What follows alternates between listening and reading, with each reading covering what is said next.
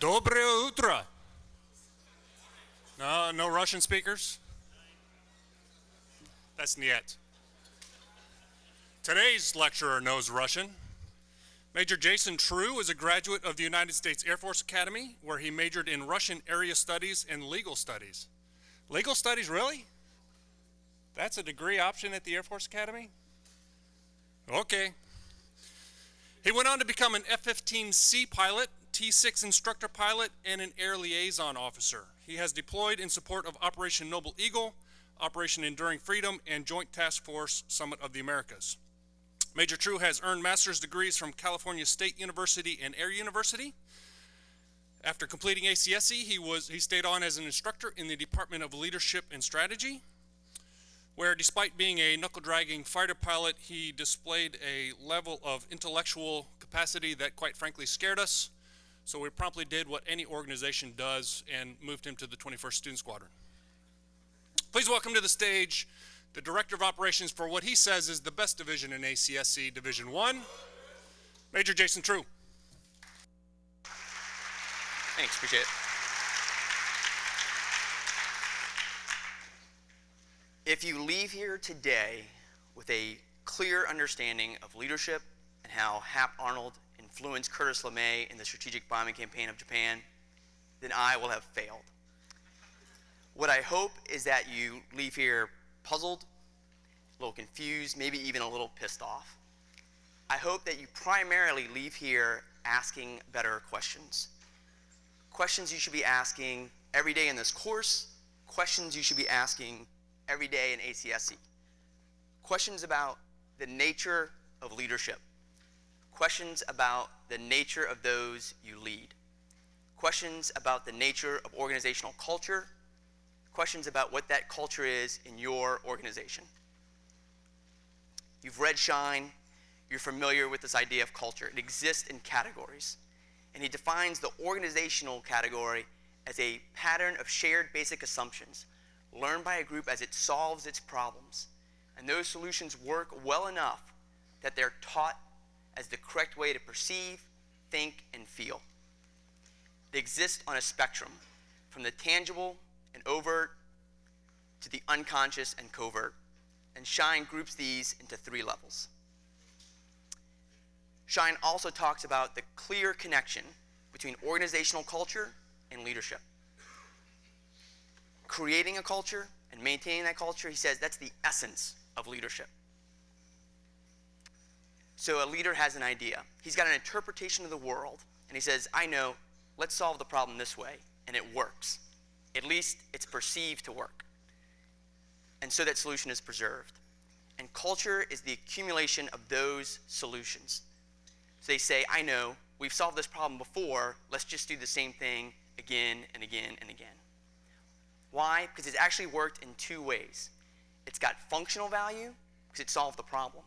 And it's got psychological value, both in the sense that the leader's interpretation of the world was right, and in the sense that this reassures the followers. It reassures the followers because 1, they're following a winner, and 2, because the world is comprehensible. It shows that with enough effort and skill and energy and talent, we can figure things out, figure out how to improve our own lives, how to influence others. And this feels good. We don't like losing. We don't like ambiguity. We don't like chaos.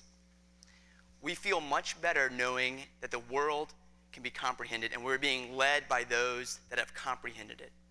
Plus, if the world is ordered and rational, then all we need is more information to fit into better formulas, and we can make better decisions. We can even predict the future. We can do things like pick better people, which you read about in the Wells book, in the beginning of statistical analysis to choose air crews. We can do our job better. We can use statistical analysis to do things like carry more material over the hump. We can even win wars. We can rationally dissect an enemy nation, figure out where to concentrate our forces to have a decisive effect. Of course, that requires us to target those points by technology. And in the Air Force, we've always been about technology. Colonel Krugel gave you a lecture on service cultures, and he talked about this book by Carl Bilder. and he wrote what you probably already knew. We in the Air Force love our high-tech toys. We worship at the altar of technology. He wrote that the Air Force was itself born as the embodiment of an idea. So for centuries, aviation existed in imagination and in fantasy. For hundreds of years, it was in the mind before it was an actual reality. And this gives us a focus on what's new, a focus on what's different, what's innovative, what's creative. We have this fascination with imagining the future. We are by nature idealistic. We want to know what the future will be like and what kind of weapons and technology we'll need to fight wars in that future. And why do we do this? Well, if Shine is right, partially at least, we do this because we think it helps us solve our problems. And also, if Shine is right, leaders must operate with a knowledge of this culture because it is an element that empowers and constrains leadership. And that's course objective number 1. Here's the paradox. That knowledge of culture is a very intuitive, subjective, interpersonal skill. It is not the type of technical skill we train for, at least as young officers. Being a tactical expert gets you promoted. It gets you here. But to understand how to influence others, we have to understand others. And to be fair, we know this is true, and it's embedded in our espoused beliefs. It's in AFDD 1-1, and you read it on day 1. Leadership is founded in interpersonal relationships, interpersonal skills like trust and empathy, and the ability to communicate in a clear, concise, and convincing manner. One way to communicate clearly, concisely, and convincingly is through stories. They're a powerful way to embed culture because it's part of our human nature. Most of our experience, our knowledge, our thinking is organized as stories. Just think about the prevalence of oral histories throughout the human experience. Good stories influence what we remember, how we feel, how we think, and how we solve problems. So here's a story about solving a problem.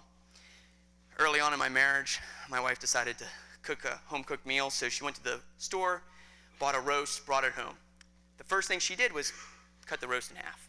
I said, that's interesting, that's not how my mom did it. So I said, hey, honey, just out of curiosity, why did you cut the roast in half? She said, well, that's what my mom did. I said, oh, okay, got it. So the next time I saw her mom, I said, hey, Grazi, just out of curiosity, why do you cut the roast in half before you put it in the pot? And she said, that's the way my mom did it. So I ran into Mama at a family reunion, and I said, Mama, just out of curiosity, why do you cut the roast in half before you put it in the pot? She said, well, I've never had a pot big enough to fit the whole roast. Here's the point. The stories we tell and how we tell them can be telling in themselves. So even in that simple little story, there's kind of a story behind the story, and that's a narrative. And we'll get into narratives soon enough, but the point I want to make today, right now, is that even in that simple little story, there are cultural implications about gender, household structure, diet. There's personal implications about what I think is useful and entertaining enough to tell you to try to persuade and influence you. You might not like the story, you might not like the narrative, but you can probably agree it's pretty harmless. But when Hap Arnold influenced Curtis LeMay with his narrative of air power, tens of thousands of people, mostly non-combatants, were burned alive. And that is not harmless. In March 1945, 334 B-29s launched a low-level incendiary attack against Tokyo. They ignited a firestorm. It caused the single greatest disaster suffered by any nation in the history of war. 16 square miles destroyed. More people were killed and injured than in the bombings of Hiroshima or Nagasaki.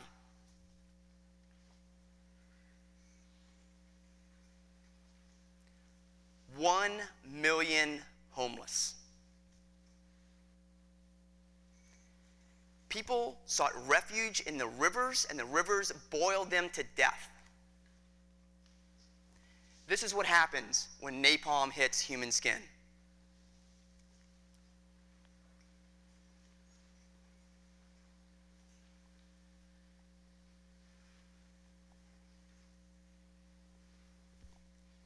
This is not harmless. It may be justified. It may be a necessary evil of war. But the people who make these kinds of decisions, the decisions to launch these kinds of attacks, our strategic leaders, they wield a power in their narrative that few appreciate. And for you to appreciate it, we need to talk about human nature. We need to talk about pervasive and covert influences that shape how you decide, how you act, without your knowledge. This is quite at odds with how we usually conceive of ourselves. It's quite at odds with our faith in rationality, and our faith in our ability to predict what we will do, our faith in our ability to control, our faith in our own free will. It's quite at odds with how we, especially in America, intuitively feel about the world. We feel like we are the masters of our destiny. We feel like we built that. We feel like we make decisions, especially important decisions, without the influence of trivial factors or unconscious factors. I know, I get it, I feel the same. And to some extent, we must all live with the assumption that we can control what goes on around us. Otherwise, we would just passively throw up our hands and accept what the world gives us. But feeling that way doesn't mean it's true. In fact, a growing body of evidence shows that we are not as free or rational as we like to believe we are. So yes, we've evolved mental machinery. It gets it mostly right most of the time, but it does fail us. And it fails us sometimes in predictable ways. So just as visual illusions will fool your eye, there's cognitive illusions that will fool your mind. Take the priming effect and voting. Voting is something that we usually feel is a direct reflection of our values, a very intentional decision. Yet researchers find that when voters are deciding on whether to support a measure to improve school funding, they're more likely to vote for that if the polling location is inside of a school. They're more likely to vote for it even if they're just briefly exposed to imagery of classrooms and teachers prior to their vote. Cognitive ease is another example of a cognitive illusion.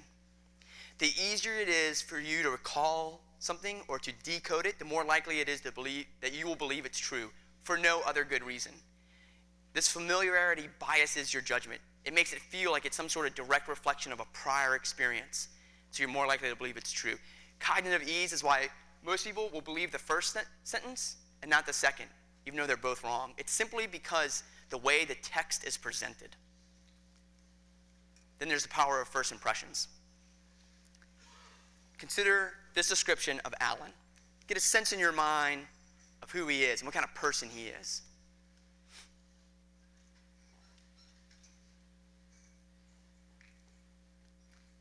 Now read the description of Ben.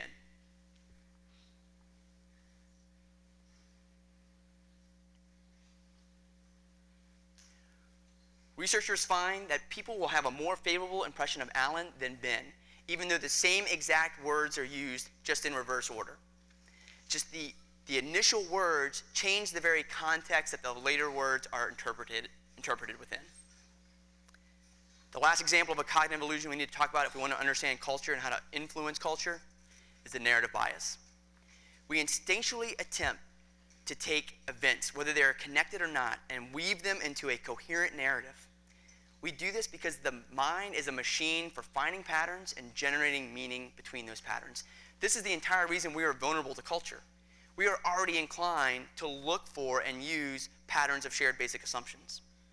So those patterns abstract and condense the world to help us remember and help us explain things. It provides a mental map. And maps help us navigate the world, but they don't show every detail to get from point A to point B.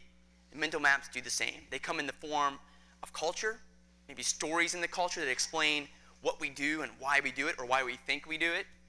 They come in the form of individual explanations like why you think you voted the way you did. They're also like maps in another way. Maps take a three-dimensional world full of texture and variety and artificially force it into 2 dimensions. And by doing so, they distort. Mental maps distort as well. They distort what we remember, what we feel, how we predict, how we make decisions, how we solve problems. And they're largely acceptable. We largely accept these distortions because we need them to help us make sense of the world. And I literally mean make sense. There is not enough order out there, so we manufacture it. We need the world to be more ordered and less chaotic, more rational and less random. We need to operate our lives on the premise that there is an underlying order going on, and we can uncover that order and improve our lives or influence others. But in a world defined as volatile, uncertain, complex, and ambiguous, the only hope of order that we can find is from those narratives. So we become attached to them. Not necessarily because they're more accurate, they are generally logical enough, but primarily because they make us feel better at a very deep psychological level. And the examples are all around us. From religion, from science, from popular culture, from our national culture. Again, the ideas of narratives and culture are closely related. You can think of narrative bias as a thing which empowers culture to exist in the first place. You can also think of narratives as a subset within the broader, more holistic idea of culture. A narrative, a story, or a set of stories that explains what we do and why we do it. But they're different in the sense that culture requires a group of people to come together. Narratives exist at a personal level. And at the personal level, we are always constantly creating narratives at an unconscious and conscious level. Those narratives shape our perspective shapes our reality, and what is rational becomes what conforms to our sense of reality. At the other end of the spectrum are master narratives. They exist at the level of macro culture. An example is American individualism. We tend to, in America, celebrate the individual. And that was personified by those two pictures I just put up of John Wayne. And that tendency further reinforces our idea that we are independent and rational and autonomous. In between, there's a whole host of local narratives that ground the master in a specific context, that situate the individual within the larger perspective. It's like maps at differing scales. So if the master narrative is a global view, each reduction in scale shows different details. It's a different perspective. It brings you all the way down to where you find yourself. And what you see, literally what your perspective is from that position, and figuratively what your mental perspective is. How you see the world differently based on where you are. Where you stand on the issue is often determined by where you sit. Again, these local narratives, they exist as a chain, as a hierarchy, if you will, all nested within each other. So for example, within the American culture, I can situate myself within the American military. And then within the American military, I'm in the Air Force. Within the Air Force, I'm a pilot. Amongst a group of pilots, I'm a fighter pilot. Of course, that's kind of a simplified view. Probably looks something more like this, the hierarchy, maybe something like that. The point is that the more that the narrative resonates with the narratives that it subsumes and the other narratives it is nested within, the more we will consider it to be valid and powerful and persuasive. So my identity as a fighter pilot is strengthened because American culture already celebrates the individual. And when narratives are persuasive, they become a powerful tool for leaders. And AFDD 1-1 even hints at this. Amongst the organizational competencies, it talks about the enterprise perspective. And within the enterprise perspective, there's this subcompetency of strategic communication, which it defines partially as the ability to tell the Air Force story. So there we are. The narrative, the story, is just another way to embed the perspectives and solutions that we think have worked well enough in the past to guide our description and prescriptions for the present and for the future. So based on the idea that narratives are persuasive, here's my thesis. The narrative of air power that Hap Arnold helped create and embed influenced Curtis LeMay's strategic bombing campaign against Japan. So what? Why do you care? I give you at least 3 reasons. It will help you comprehend the decisions of our strategic leaders. It helps you comprehend Air Force culture by knowing what the perspective was of our founders, a group of people who Shine tells us have a disproportionate amount of influence on organizational culture. And it'll help you grasp narratives as a powerful tool. So I think this thesis will be useful to you. I think this lecture is useful to you, but only if I can prove it. So here's how I'm going to try to prove the thesis. I'll take what you already know about organizational culture, and what Air Force culture in particular. I'll take what you know about leadership in warfare and what you've already learned in this course about leadership in early aerial warfare, taking what I just spent all that time talking about narratives and using what I will explain about the air power narrative. I'll demonstrate that Hap's narrative influenced the strategic bombing campaigns of World War II leading up to that horrible attack in Tokyo. Of course, it doesn't start with Hap. If cultures are about solutions, there must first be a problem to solve. So this really starts in earnest with the creation of military aviation and the question of how will this change the conduct of war. But there's also a context. There's always a contextual influence.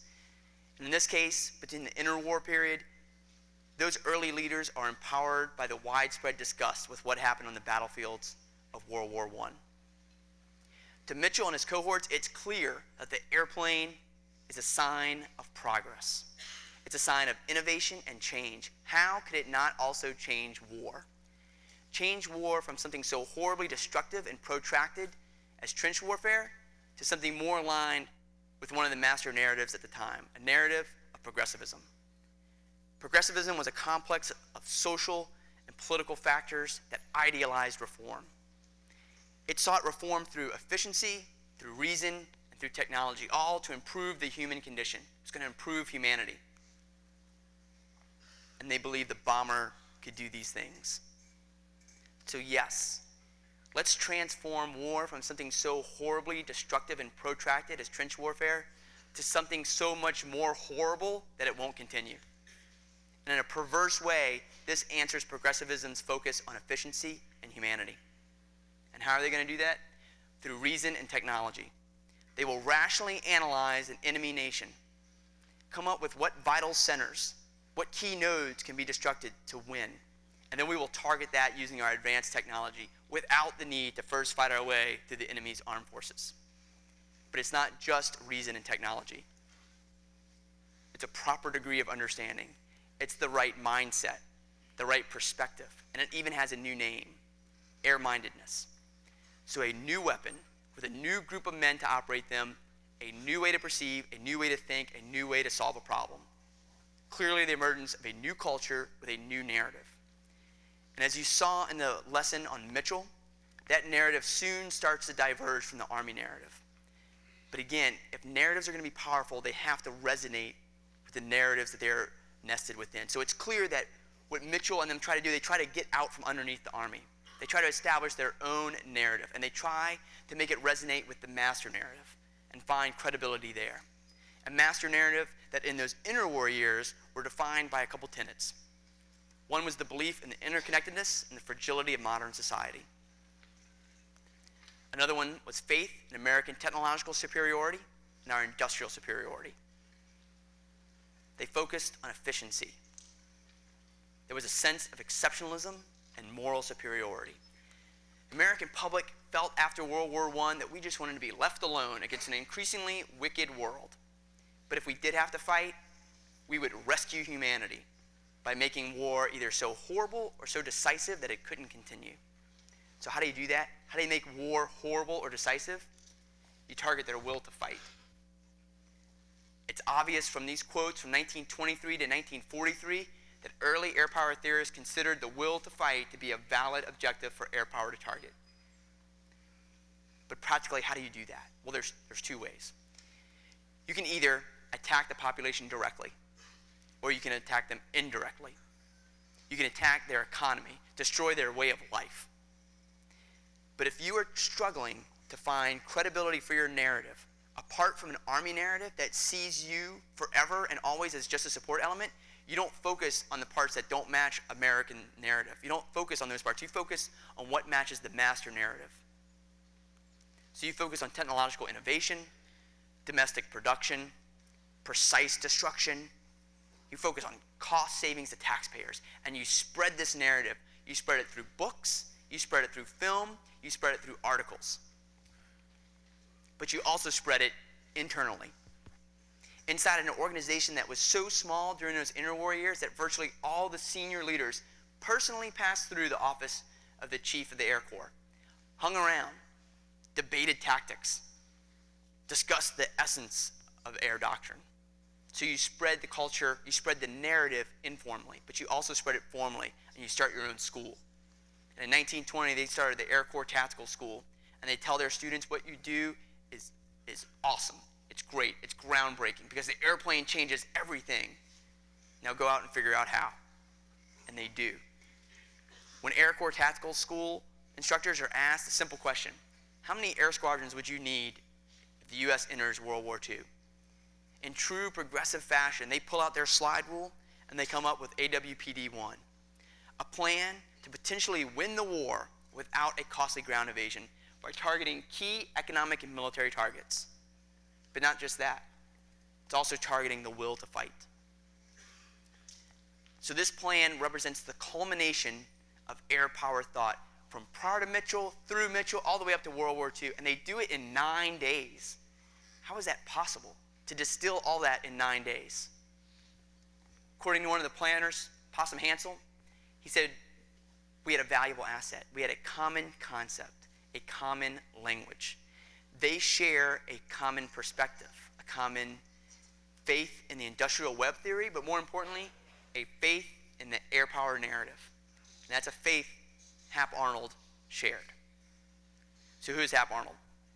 Born in 1886, graduated from West Point in class in 1907, first in infantry, and then, like Mitchell, he was in the Signal Corps. He was trained by the Wright brothers, so he's one of the very first military aviators. Orville Wright signs his pilot's license. He's a pioneer. He's winning trophies, he's setting records, he's taking this new technology and doing new things with it, innovating. He's coming up with creative ways to use this new technology. And when that narrative is challenged in Mitchell's court-martial, he stands up and testifies on Mitchell's behalf. In World War I, he spent the war in D.C. overseeing aircraft production. In the interwar period, he wins a second trophy for taking a group of 10 B-10 bombers all the way from D.C. to Fairbanks and back. And in 1938, he becomes the chief of the Air Corps. This entire time, he is advocating for air power. He's advocating it internally. So when the War Plans Division starts to figure out the numbers for American entry into World War II, he fights hard for the Air War Plans Division to do their own planning. And that's where we get AWPD-1. But he also spreads this externally. He writes a series of adventure books for young Americans to try to get them excited about aviation, try to start them off with a sense of air-mindedness. It's clear from these books that he shares that air power narrative. So consider this one, that some quotes from this book that he co-authored with Ira C. Aker. Precision bombing is efficient. We should target the will of the entire nation. Bombers are invulnerable. Air power can destroy the capacity and the will for the enemy to wage war. No other offensive effort can do this. Not a ground effort, not a sea effort, just the air. Strategic bombing could paralyze the enemy by destroying simply 5 or 6 industries. Air power is cheap, it is efficient, and most importantly, it is decisive. He said, to oversimplify, our purpose is to destroy. The air power narrative was fundamentally a faith in the airplane to improve war by enhancing destruction. If you destroy the right targets, victory will naturally follow, at least according to them. In the beginning, that destruction was constrained. It was constrained by the American mindset that saw us as only doing selective targeting, because we have the sense of moral superiority and technical superiority that will allow this. So the American public doesn't want to see attacks directly against population. They want the population dehoused. Initially, when the air power narrative was constrained, that destruction was constrained too. The narrative was constrained. But as the context shifts, the techniques shift, and the narrative broadens as well. So as weather precludes visual precision bombing, they start to incorporate less precise radar bombing. As a timeline is set for invasion, efficiency is replaced by effectiveness. As the objective becomes complete, total surrender, in other words, as the political context becomes established for World War II, coercion is replaced by annihilation. And most importantly, as the American public grow weary of the war and fed up with those who started it, civility is replaced by desire to punish. Take a moment and read this quote. It's from historian Michael Sherry.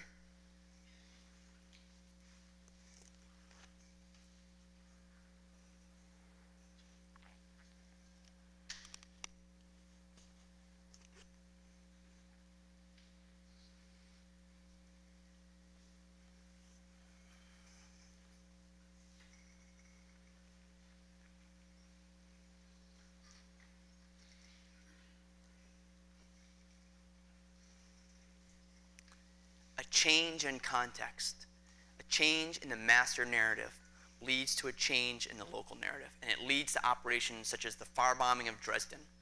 Estimated 25 to 35,000 German civilians killed, 500,000 homeless. It leads to things like Operation Clarion, designed to prove to the German people that they are absolutely vulnerable to the Allied forces. And they do this by targeting town centers and road traffic.